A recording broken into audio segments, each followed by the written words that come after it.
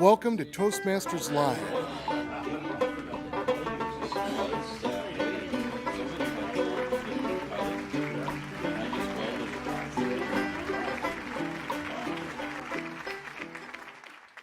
Welcome to Toastmasters Live, where we do the speaking, the filming, and the editing.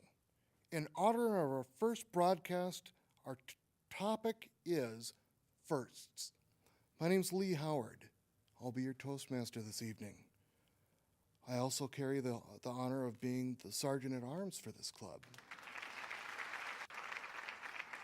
Our theme today is first. This is the first club in this district, and we one of 4 in the country that broadcast their meetings on public access TV. This club brings exposure to a very large audience and will demonstrate how Toastmasters can help someone in their public speaking skills, just like you. What do members gain from this club? This club teaches valuable speaking skills that you cannot achieve in the corporate community setting. Presenting on TV gives you, the speaker, the chance to gain experience by speaking in a very different, challenging environment, the TV studio. Speaking in front of the camera is very different from other Toastmaster speaking experiences. Also, speaking on camera is a great way to see yourself as others do, to be your own evaluator, and to help you take skills to that next level. You will gain confidence in front of the camera. Today we have the distinct honor from hearing from our district director, Harold Osmundson. Our second speaker will be Kent Hawks. Our general evaluator will be Sherry Jacobson. Hi everyone, I'm Sherry Jacobson. I am so excited to be your very first general evaluator. The general evaluator has a team, a sub-team, if you will, of people that keep track of the time and our use of language, our crutch words. And then at the end of the meeting, I will be giving my thoughts about our first meeting. I would like to introduce my team at this time. My very first person I would like to introduce is Judy Peterson. She will be evaluating our first speech. Thank you, General Evaluator and fellow Toastmasters. Today I will be evaluating Harold Osmundson's speech. He's doing the second speech from the Competent Communicator, which is Organize Your Speech. When we're looking at what he's talking about, we want to look at the opening. Is it compelling and captivating? Is the body well researched? Does it flow smoothly? Is the conclusion very thorough? And does he have smooth transitions? Thank you, General Evaluator. I would like to now introduce our second speech evaluator, Tyler Hardy. Today I have the distinct pleasure in evaluating distinguished Toastmasters Kent Hawks as he delivers his number 2 in its specialty speeches Advanced Communicator Manual. The project number 2 is Uplift the Spirit. Today I'll be looking at whether or not he really engages with the audience, how they respond to his general commentary. Is he emotionally moving, and does he persuade the audience to his own viewpoints? Next, I'll be looking at his general comments and his content and how well he presents the information. Is it thoughtful? Is it understood by the audience? Is there any confusion, doubt, or uncertainty on the points he was trying to accomplish? Lastly, I'll deliver my evaluation on his general speaking style, his delivery, and how well he presented his overall gestures and body language. Were the expectations of the audience satisfied overall? Next, I would like to introduce our grammarian, Dan Nelson. Today as grammarian, I have the word of the day is chuffed to bits. It means extremely pleased. So I'll be looking for that word usage today. And basically as grammarian, I'm looking for the way, good word usage. Also, I'm going to be the odd counter looking at in terms of using the filler words. And I'll be giving my report later on. Last person on our team is the timer. And the timer is responsible for timing our speeches, our table topics, and our evaluations. And lo and behold, I'm the timer, Sherry Jacobson. Thank you so much, and now I'm going to turn this back over to our Toastmaster. Thank you. At this time, I'd like to introduce our first speaker, Harold Osmundson.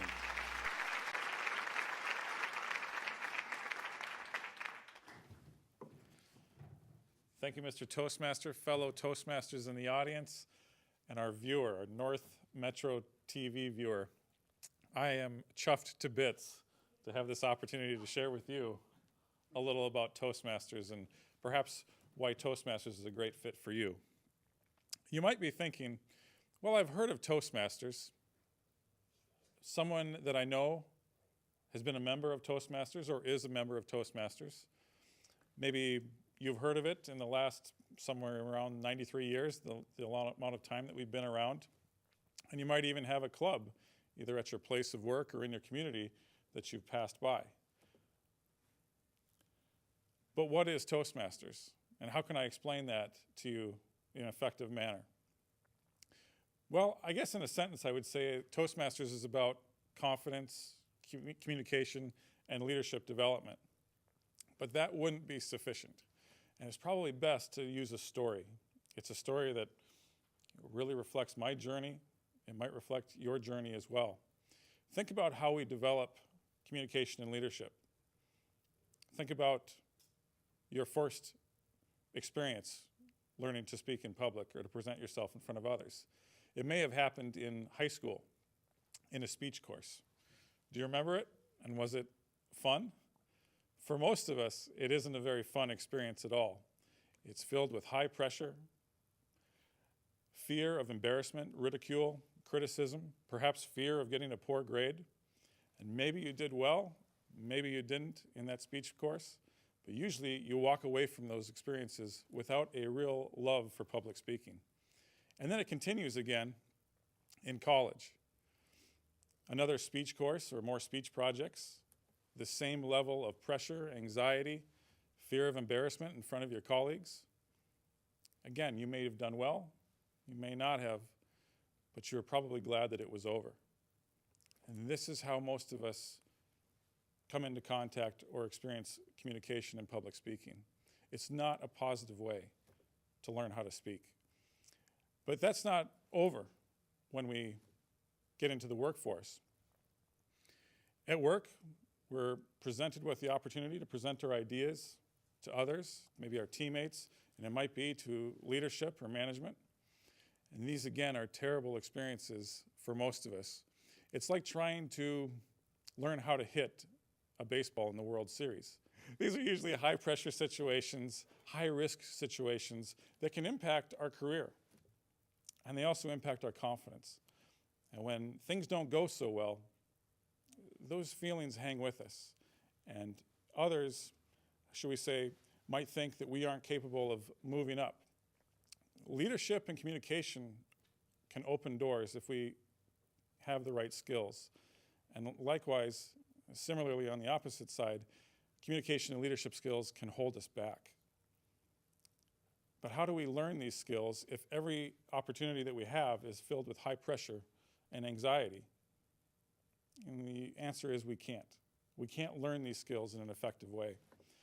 And that's where Toastmasters comes in. Toastmasters provides a fantastic environment, a low-risk environment, a great path, and a community to help you develop communication and leadership skills that opens doors. Well, let's get into each of those. The low-risk environment.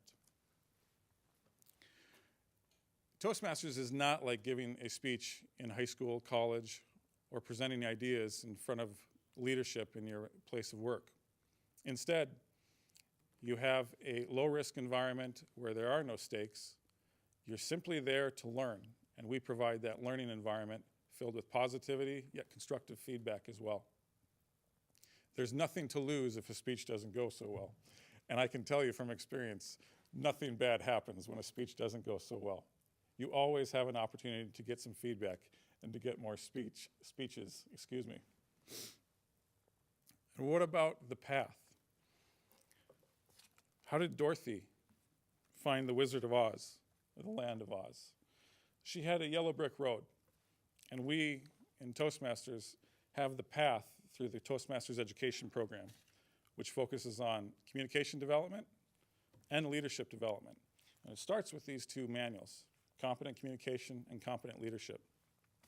In the Competent Communication manual, we have 10 speaking projects that build up your fundamental speaking skills, from learning how to organize a speech, to how to give a persuasive speech, an inspirational speech. 10 speeches that will pretty much blow away anything that you can get in an academic environment. And in the Competent Leadership manual and the Leadership Development track, 10 leadership skills that can help develop your ability to lead an effective meeting, to delegate, to think critically, to give feedback. It's overall a fantastic opportunity to develop the skills that are otherwise difficult to develop. But in addition to having a low-risk environment and a good path, we also provide the community. Think about any time that you've transformed, that you've grown. Usually, there's a group of people around you that lift you up, that encourage you, that push you a little bit past your comfort zone at times when you need it. Toastmasters is like that. We develop our skills in a club environment where other members who share the same goals and aspirations as we do help us develop our skills. They provide that encouragement, they provide feedback, and they always give us a positive environment for us to learn in. A low-stakes environment, a path, and a community. These are the ingredients that can help you develop communication and leadership skills. And just as, can we cut that a little bit? Let's try that again. And just as you grow, the Toastmasters program and community can grow with you. This club, Toastmasters Live, gives you an opportunity to learn how to speak and how to think and present yourself in front of video, and to also learn how to run production video equipment. It's a fantastic opportunity if you're thinking about developing skills that involve video, production, communication on video, and we encourage you to try and to come visit us at Toastmasters Live. So no matter where you are, please look into Toastmasters and the Toastmasters Live Club. Thank you very much for viewing today.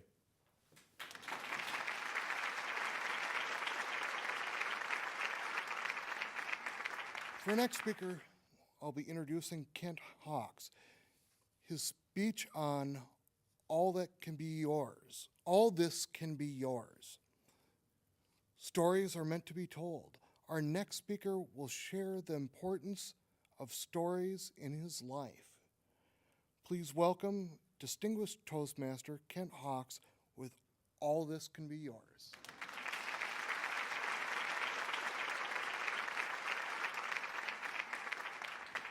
Thank you, Mr. Toastmaster, fellow Toastmasters, and welcome guests. The first thing I remember was a quiet man, a man determined to see that his family had all they could have, a man who was dedicated to his wife, dedicated to his children, and bringing home enough food so that they knew that they never had to worry about being provided for. My father, as I say, was a quiet man until you talk to his friends. I guess when he was out with his friends, when he went golfing, when he went to the country club afterwards for the 19th hole, when he went out to his Masons meetings and led in the community through different volunteer efforts, He was a very outspoken man and a very, very compassionate man. I just knew him as Dad, and we always had what we needed. The first time I learned anything substantial, in my opinion, about my father was when we were meeting with the pastor and deciding who in the family would speak at my father's funeral. I raised my hand, and everyone else looked at me and said, "What?" I knew that I had been in Toastmasters for a while, and I knew that I gained some confidence, and I knew that I could tell a good story. But I also knew at that point that I was going to be stretching myself. I had to take what I knew and turn it into a story. And I realized at that point I had no knowledge of what I really wanted to. I spent the next couple of days talking to a number of people in the local lodge hall. The Masons were going to be showing up in their aprons. My father was a member of the Zura Temple, so he had friends from all over the state show up at his funeral. Before the service and in the days prior, I was able to speak with them and find out some stories about what my father did, what he talked about, what he loved, what his passions were. But most important of all, I found out that he was admired by everyone around. Everyone in the community thought so much of this man that they all held him in high esteem. They all spoke well of him. He was someone that I really wanted to know, but he was gone. This, combined with the fact that I had a 2-year-old daughter, made a difference in my life, and a tremendous difference. I didn't know my father's stories. I didn't know what he went through when he was in the Navy in World War II, just that he was in the Navy. I didn't know that he went across North Africa and fixed airplanes in Italy. I found this out from his brother after he died. I didn't know that my father was even an aircraft mechanic, because since he'd come home from the war, he was a sheet metal worker. He was just Dad. He provided for us, his family, and made sure that we never knew real need. Having a daughter, I did not want her to grow up not knowing who her father was and not wondering who this person was. If I'm taken away at this moment, if I get in a car accident on the way home from here tonight, my stories I've started to record, and I've started to share them with people so people will know and share with her. I've told my daughter some of the stories about my background and who I am. I want to make sure that she has a father who she can remember.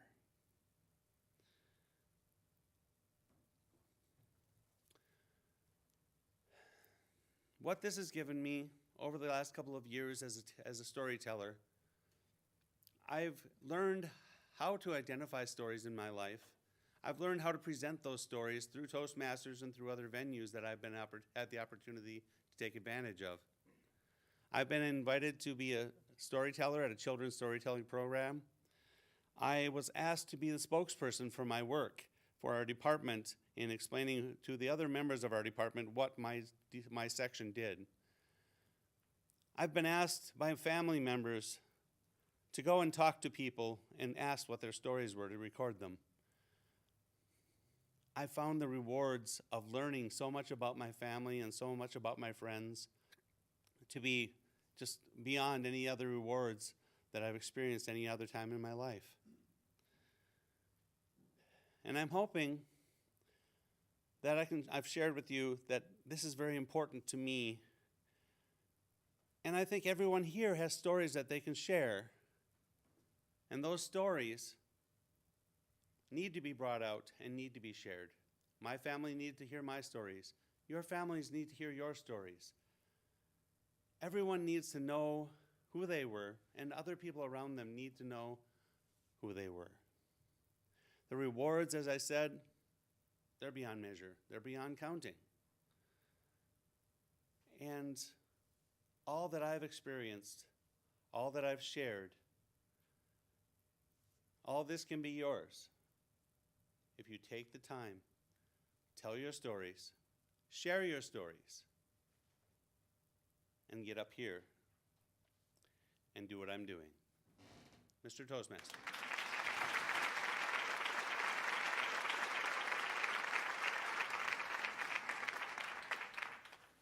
Next in our agenda,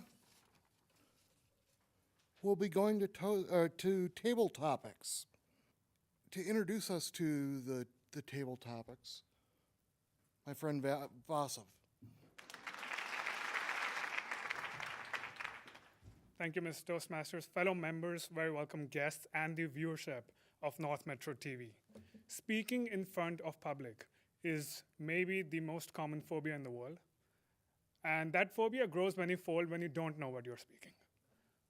The table topics section of Toastmasters addresses just that fear and helps you manage the anxiety when you're faced with such situations. In a typical table topics segment, the table topics master, who is me today, will ask questions related to the theme of the day. The theme of the day for this meeting is firsts, so I will ask a few questions about the theme and request a few members to talk off the cuff for 1 to 2 minutes. So let's get started.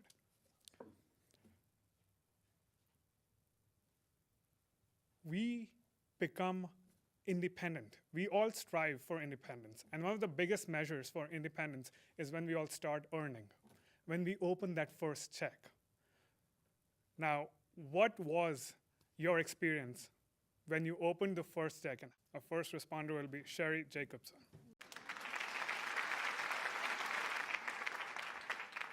My first job was McDonald's. And when I got that first check, it was, how can I spend it and how can I spend it as fast as I can? It probably wasn't even $75 for a week's worth of work. That was, okay, I'm going to really date myself now. McDonald's had it was just a couple years into when they started hiring women. McDonald's didn't even hire women until 1972. So I was part of the McDonald's team, probably 75, 76, so it was new.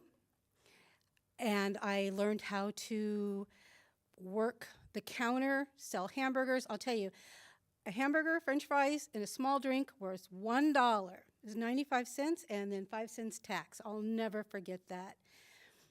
But how I spent that first check, don't even ask. I have no idea how I spent it. I just know it was a big sense of accomplishment when I first got it. Thank you. Thank you, Sherry. It's very coincidental because my first job was also at a McDonald's, and I remember they paid me in peanuts. And I spent it on the very first day, maybe in the very first hour. When I got my first check, I went to my parents and I said, I want to drive. And they said, you don't know how to drive it. I said, yeah, I'm going to take some classes and then I'm going to start driving. And I did drive. And the first experience of me driving alone was very interesting. Lee, what was your first experience when you were driving alone? And did you experience something that you did not expect?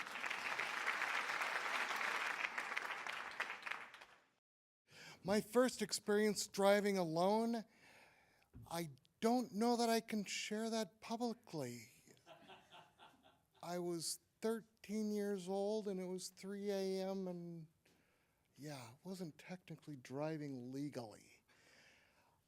It was just a shot or a whim that a friend of mine was staying over and we decided we were bored at 3 a.m. Just finished watching a long movie, and what are two 13-year-olds gonna do at 3 a.m.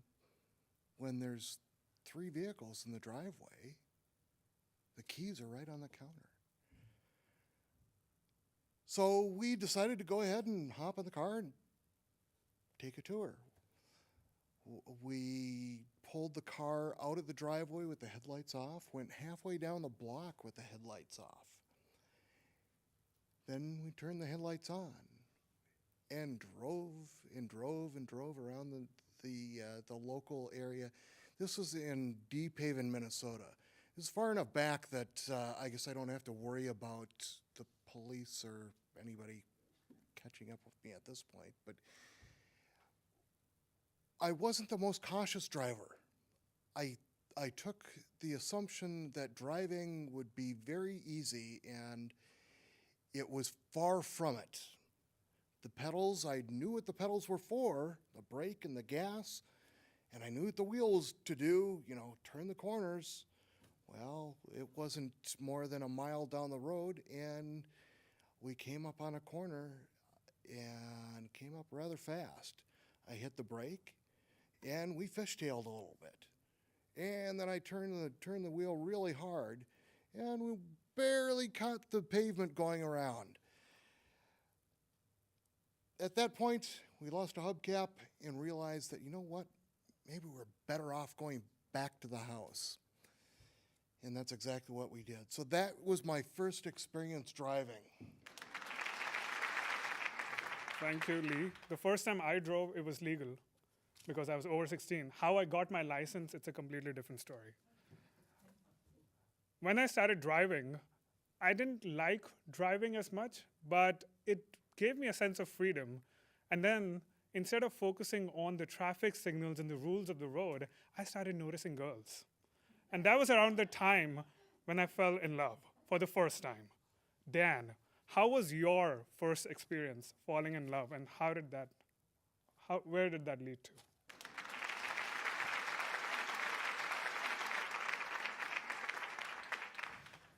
Thank you, Mr. Table Topics Master.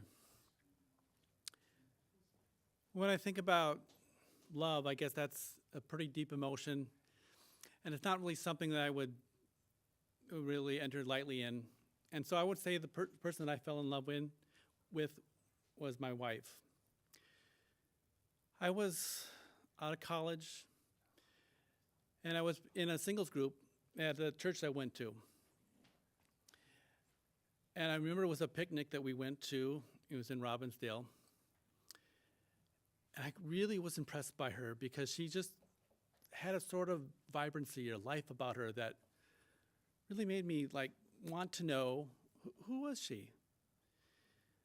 She really struck me as someone that had a lot of life and someone that just was able to connect easily with others.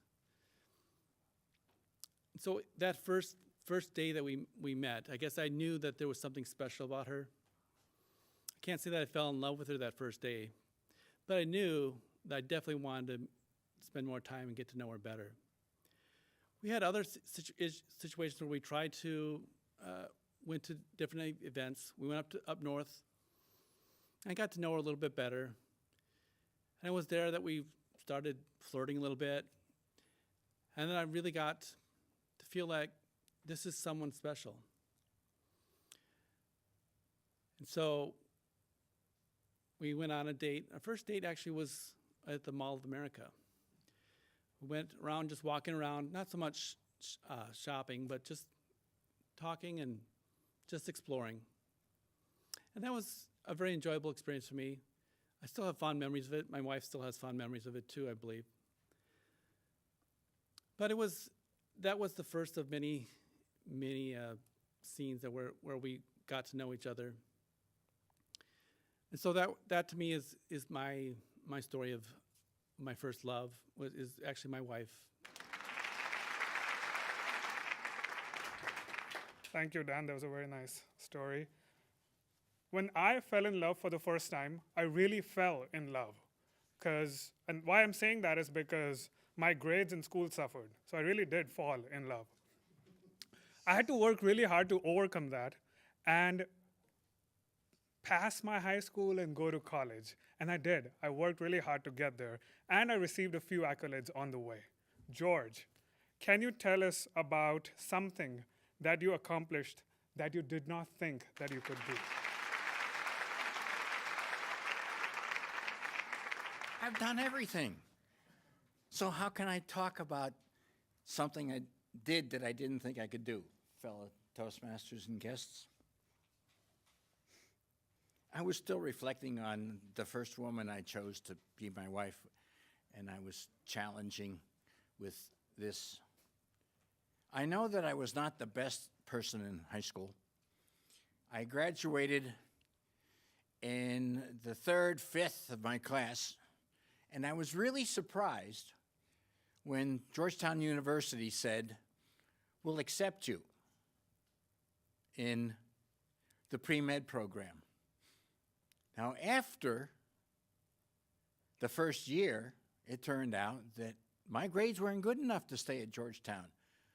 So I think maybe the best thing I can say is that when I beat the odds and stayed at Georgetown and got a degree in English and was accepted in the United States Air Force, I did something that I didn't think was possible.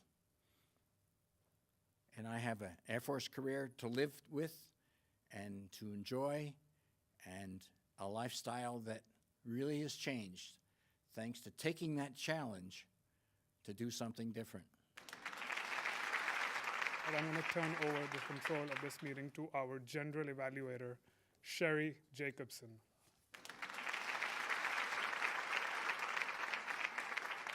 It is now the evaluation part of the meeting. My evaluation team will come up and give their evaluations of the speeches. The grammarian will come up and give the grammarian report, and I'll give the timer report. I would like to introduce Judy, and she will give us our first speech evaluation. Thank you, Madam General Evaluator and fellow Toastmasters. I am evaluating the I am evaluating Harold Osmundson's speech, Organize Your Speech, from the Competent Communicator Manual.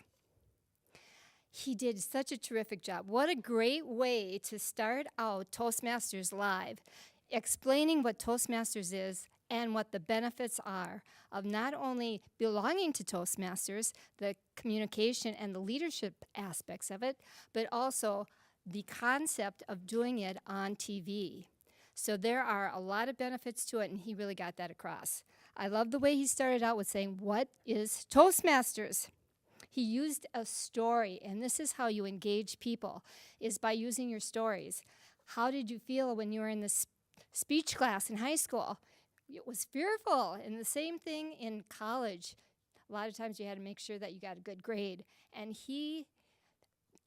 in Toastmasters, you don't have to worry about a grade. You have a supportive community to help you through the speeches and give you an evaluation, tell you where you can get better. He was very organized. His transitions between the beginning, the middle, and the end were very clear, very smooth, and it was very logical.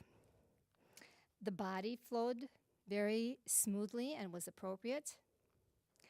And he gave very descriptive words. He was talking about Dorothy in The Wizard of Oz, having the yellow brick road. We have different paths in Toastmasters. If you want to be a presenter, if you want to be someone that gives humor speeches, if you want to do several other things, you can choose the path that you want. He brought visuals with him. He had the manuals to show what we work from. He was very, very prepared. And in his conclusion, he said, "Just as you grow, so can your club and your community." And Toastmasters Live is a great way to practice. Thank you, Madam General Evaluator. Next, I would like to reintroduce our second speech evaluator, Tyler Hardy. Thank you, Madam General Evaluator. Tonight I had the privilege of evaluating distinguished Toastmaster Kent Hawks as he delivered his speech on the power of stories. Now we're all familiar with the power and the gripping strength that stories hold. It's the reason why we join Toastmasters, why we communicate every day, and why we become better and more competent communicators here at Toastmasters. I thought Kent did a great job at opening up his speak with descriptive imagery of his father so that we got a good picture of him from the very beginning. He contrasted and compared the father that he and his family knew with the father and the person that the community and the world knew. He used great uses of pauses as well as body language and gestures to make sure that the audience had a closer and better understanding of his story. In addition, Kent used a nice rate of voice so that it was easy for the audience to come along with him throughout his story. His projection and vocal clarity was superb, and it was very easy for the audience to understand the message that he was delivering on the power of stories. If I had a few criticisms to offer, I would like to point out that I would love to have a little bit more detail and specific details on some of the stories that he uncovered about his father and the life that his father led. I felt that at the end of his speech, I still had some questions about the details of his father's miraculous life, that things that his family were not aware of and things that it seemed like the audience may have also had some uncertainties about at the end of Kent's speech. I would encourage him to take some more time to really honing in on some juicy imagery and some really good descriptive details with one or two stories in particular to give the audience something to really grasp onto as he moves on throughout the various details of his father's life. Lastly, I would encourage him to again expand on why exactly it was important to him and his family in particular about learning about the stories of his life. Perhaps it encouraged his family to feel a better sense of familial bond with each other, or perhaps it was a way to guide their future as they felt more confidence in their fathers and where they had come from. All in all, I thought Kent did a great delivery of his project number 2 on uplifting the spirit and on the power of stories. Next, I would like to introduce Dan Nelson, and he will give us the grammarian report.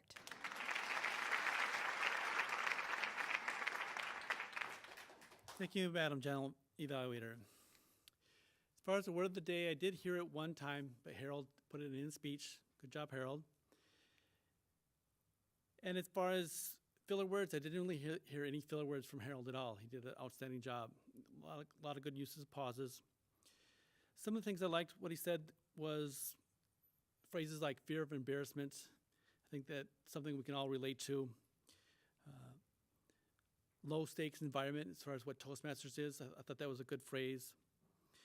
And I like the analogy he used about how did Dorothy find the Wizard of Oz. It was an analogy. It helps us to understand and put some meat onto his speech. So those are things I like from Harold's speech. As far as Kent, I like the phrase he used, someone I really would like to know, and a father that she can remember. I guess I like that phrase. And just the rewards of learning about his family is beyond counting. I guess that was another phrase that I liked with Kent. Again, as far as filler words, I didn't really hear much. As far as our Toastmaster Lee, a little bit of a struggle in terms of the beginning. I know that was in terms of the very first time. There were some repeated words, and we had some difficulty as far as his title. So that just might be something in terms of having the introduction written out so you know exactly what phrases and words to use. I think that could be a helpful thing. The saws, I like the phrase you used, paid in peanuts, when you're talking about working at McDonald's. And Cherry, a few filler words, a couple ands, okays, and a but. But overall, you did really well. Lee, you had a couple ahs when you were a table topic speaker. George, one of the things I liked was you talked about when I beat the odds. I like that phrase. Finally, just for Judy, as far as filler words, the word and, used several times, so just be aware of that. And Tyler, I really like some of the word usages you used about the gripping strength of stories, the descriptive imagery, and also the juicy imagery. I like all of those. I thought you did a very good job of providing that description in your speech evaluation.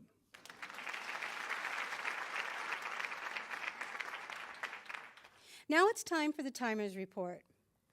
Our first speech was 5 to 7 minutes, and Harold's speech came in at 7 minutes and 33 seconds. Our second speech was 5 to 7 minutes, and Kent came in at 5 minutes and 59 seconds. Our table topics, we have a minimum of 1 minute and a maximum of 2.5 minutes. 2 minutes. Okay. Table topics. We have a minimum of 1 minute and a maximum of 2 minutes. I came in at 1 minute and 17 seconds.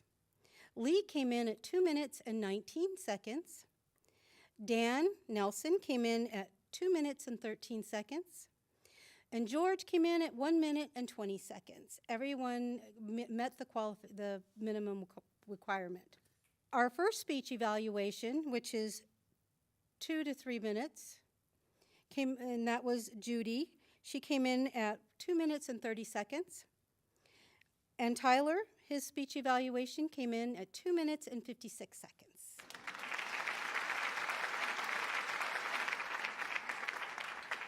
Now, it's time for my thoughts, my evaluation of the meeting.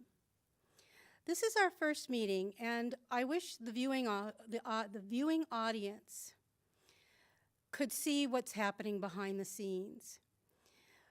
I don't think you're going to see all of our bloopers. In fact, I think we could probably put together a blooper reel.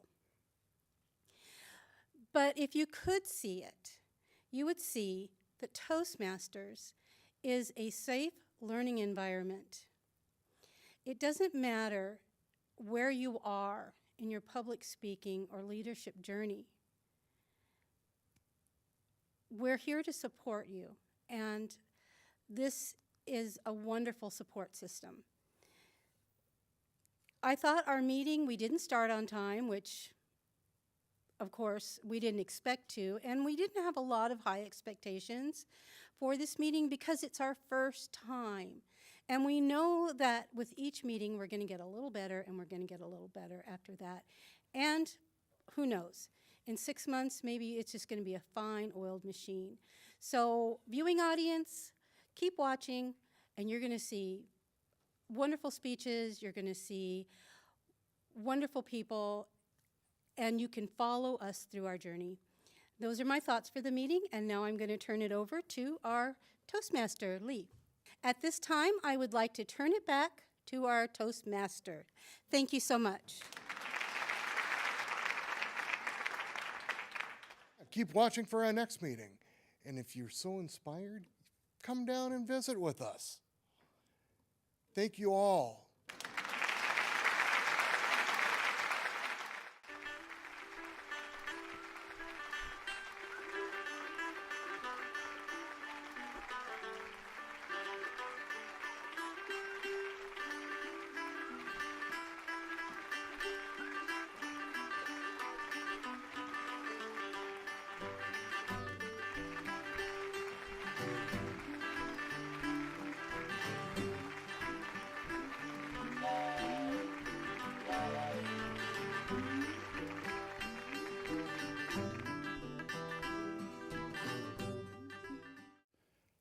High pressure.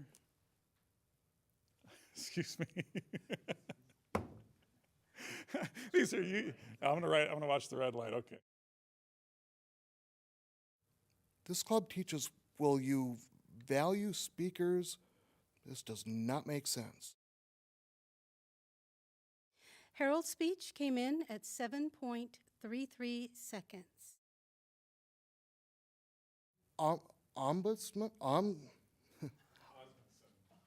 Osmundson. I'll just mutter it.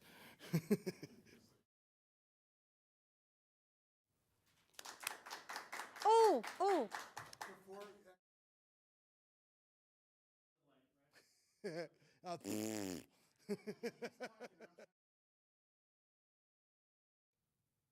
First, did that come out right? Perfect. All right, we're done.